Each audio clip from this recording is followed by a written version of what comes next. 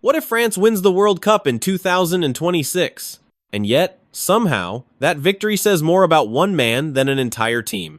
Because right now, the France national football team might be the closest thing football has to perfection. Depth in every position, balance between defense and attack, experience mixed with youth. On paper, they don't just look like contenders, they look inevitable. And yet, when everything collapsed on the biggest stage in 2022, when the system broke down, when the plan failed, there was only one thing left standing: Kylian Mbappé. 3 goals in a World Cup final, 97 seconds that dragged a dead team back to life. A performance so overwhelming that it almost rewrote history on its own. And still, it wasn't enough. France lost. The perfect team, beaten. The unstoppable player, left alone. And that's where the real question begins. Because if a team this complete can still fall short, unless one player becomes superhuman, then what exactly are we looking at? Is this a dynasty built on collective brilliance? Or a system that only works when Mbappé bends reality in its favor? Now, with 2026 approaching, France looks even stronger. Mbappé looks even better. But that only raises the stakes. Because if they win, it could redefine greatness. And if they don't, it might expose something far more uncomfortable about both the team and the man at its center. There are players who spend years shaping themselves into greatness, refining their game piece by piece until they finally reach the top. And then there are players who arrive already complete, as if the game itself had designed them for a single purpose. Kylian Mbappé belongs to that second category. From the very first moment he stepped onto the world stage, there was no hesitation, no adjustment period, no gradual rise. It was immediate, explosive, almost unnatural. Because what makes Mbappé different is not just his speed, even though that alone is terrifying. It's the way he accelerates, the way he turns half a second into a full advantage, the way he transforms space into something only he can see and exploit. Defenders don't just react to him, they panic. And yet, reducing him to pace would be missing the point. Over time, he has evolved into something far more dangerous. A forward who doesn't need perfect chances. A player who can create goals out of nothing. A finisher who thrives under pressure instead of shrinking from it. When the moment gets bigger, he doesn't disappear. He demands the ball. He takes responsibility. And that is where his real power lies. Not just in what he can do, but in what he forces everyone else around him to become. Because when you have a player like Mbappé, everything changes. Teammates adjust their runs. Midfielders look for him first. Tactical systems bend to maximize his impact. And slowly, almost without realizing it, a team stops being just a team. It starts revolving around a single gravitational force. Not because it has to, but because it feels like the most logical way to win. Before Kylian Mbappé became the center of everything, the France national football team was already filled with talent.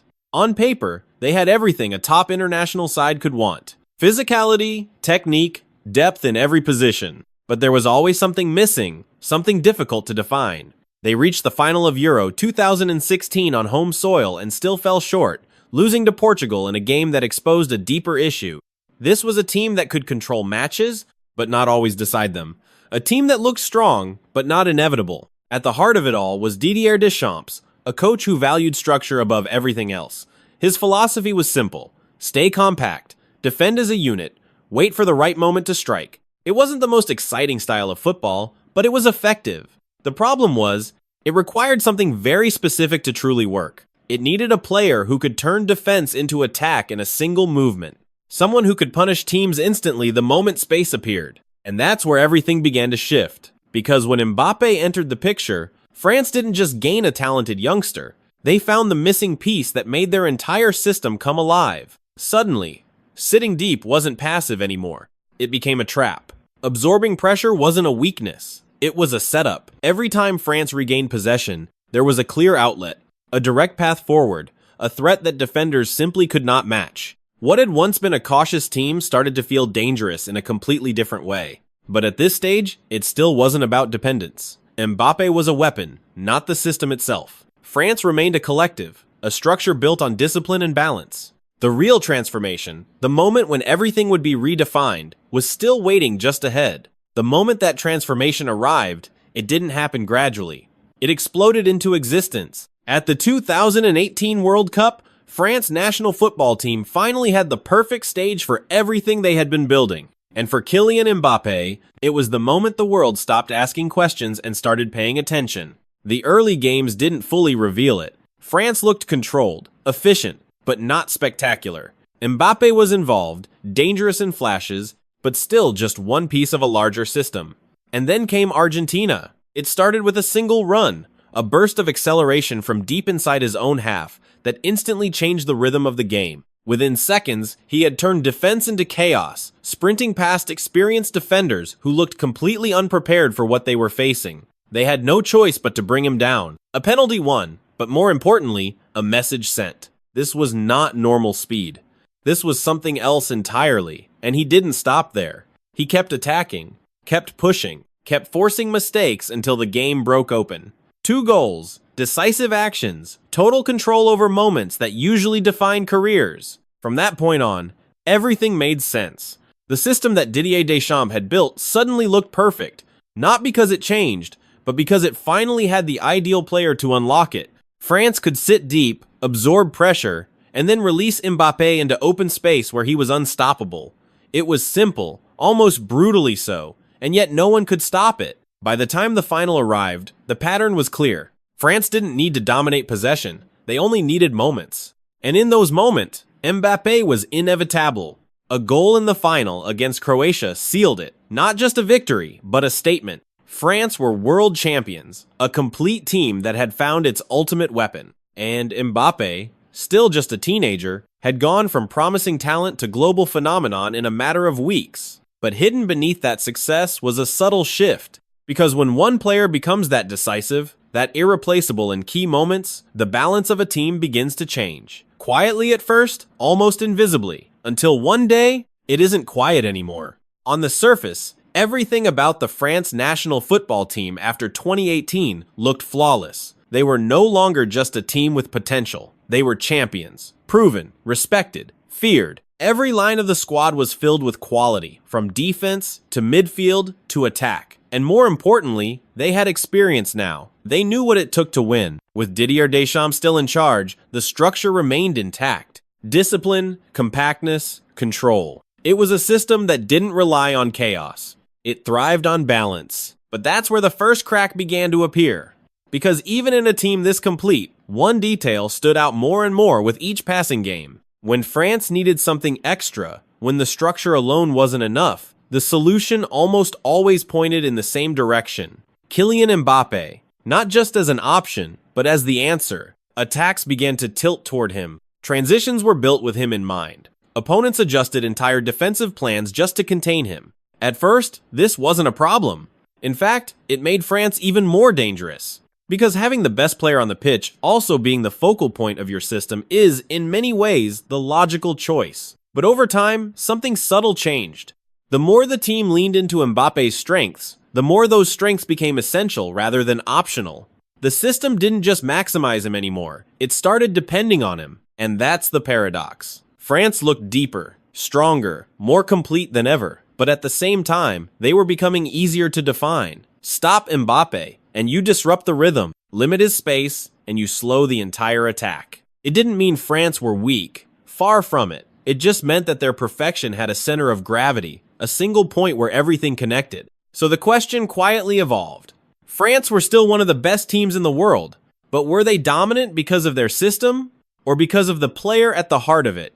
By the time the 2022 World Cup arrived, that question was no longer theoretical. It was about to be tested under the most extreme pressure possible. The France national football team didn't enter the tournament as the unstoppable machine people had imagined after 2018. Injuries tore through the squad. Key players were missing. The balance that once made them feel inevitable was suddenly fragile. And in that moment, when the structure weakened, everything naturally shifted toward the one player who could still change games on his own, Kylian Mbappé.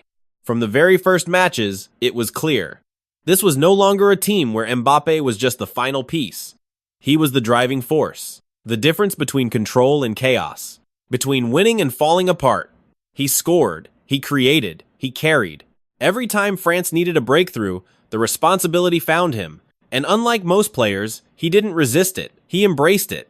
The bigger the moment, the more involved he became. But nothing captured this transformation more than the final against Argentina. For most of the game, France looked lost. 2 goals down, outplayed, out of ideas.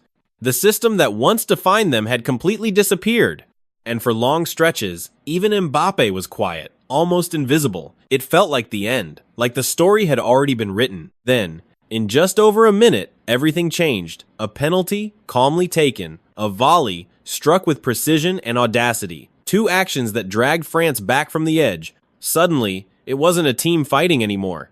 It was one player bending the entire game to his will. And when he completed the hat trick later on, forcing the match to the brink, it became undeniable. Individually, it was one of the greatest performances the World Cup had ever seen. And yet, when the final whistle came, France had lost. That is where the drama reaches its peak. Because if one player can do everything, carry everything, almost rewrite destiny itself, and it still isn't enough, then what does that say about the team around him? That question didn't disappear after 2022. If anything, it followed Kylian Mbappé into the next phase of his career, where everything about him began to evolve again. Because the version of Mbappé that the world saw in 2018, explosive and unpredictable, is not the same player that now stands at the center of football's biggest stage. Over time, he has reshaped his game, not by losing what made him special, but by adding layers that make him even harder to stop. The raw speed is still there, the acceleration still terrifying, but now it is paired with something colder, more calculated. He doesn't just attack space anymore, he controls it. At Real Madrid, that transformation has become even more visible. He is no longer just a winger waiting for moments to break free. He operates centrally, closer to goal, where every touch carries more danger. His movement is sharper, his finishing more efficient. He doesn't need 10 chances to score. Sometimes, he only needs 1, and that shift changes everything, not just for him, but for the way teams have to prepare. You can't simply drop deeper and wait anymore. You can't rely on limiting his runs in behind, because now, he can hurt you from anywhere. But beyond the tactical evolution, there is something else that has grown stronger. Authority. Mbappé doesn't just play the game anymore, he dictates it. Teammates look to him not just for goals, but for direction. Opponents measure their entire defensive plan around his presence. And that is the final stage of his reinvention. From weapon to leader, from system piece to system itself. Which is why, as 2026 approaches, the stakes feel different. Because this is no longer about potential, it's about culmination. The most complete version of Mbappé is arriving at the exact moment where everything will be judged. And that is what makes the 2026 World Cup feel less like another tournament and more like a final verdict. Because everything that has come before now points toward this moment. The rise, the dominance, the dependence, the pressure, the reinvention. It all leads here. For the France national football team, this is a chance to confirm what many already believe, that they are the most complete team of this generation. But for Kylian Mbappé, it is something far more personal. It is about legacy. If France win, the conversation changes instantly. 2 World Cups, performances across multiple tournaments. A career defined not just by talent, but by decisive moments on the biggest stage. At that point, comparisons are no longer hypothetical. They become unavoidable. Names like Zinedine Zidane, Lionel Messi, and Cristiano Ronaldo stop being distant benchmarks and start becoming direct reference points. Not because Mbappé plays like them, but because his impact begins to reach the same level of historical weight. But if they fall short again, the narrative shifts just as quickly. The talent will still be undeniable, the numbers will still be extraordinary, yet questions will linger about whether individual brilliance can truly replace collective dominance. About whether a team that leans too heavily on one player can ever fully control its own destiny. And that is the tension that defines everything. Because France may look perfect, balanced, deep, complete. But when history looks back, it rarely remembers systems. It remembers moments. It remembers names. So as 2026 approaches, one final question remains. Is this the tournament where France proves they are more than one player? Or the moment where one player proves he was always more than the team?